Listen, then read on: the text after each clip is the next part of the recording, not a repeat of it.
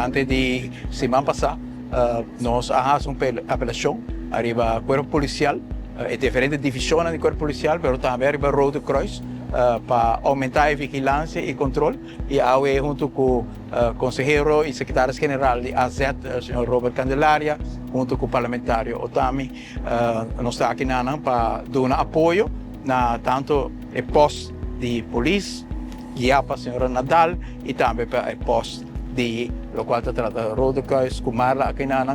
com o inteiro time de Rode Kruis. Nós sentimos que a chamada que nós fazemos tem uma força adicional para o qual se trata de cooperação que nós mira aqui. Uma apelação nós não vamos cuidar outro, isso é mais importante que o Turcos, cuida outro sobre 1.800 gente que está acampando de parte aqui de Aruba e unicamente dor de cooperar com outro, com instância que está aqui, mas também com todos que estão acampando, dona atenção na muita não, dona atenção na essa que acaba de comer, no dentro da lama e pensei nos presença aqui não. Quero pedir forte aplauso para Rode Kruis, para a polícia que não, hopi danke, nós estamos contentos com o qual nós mira e nós lo queremos em contato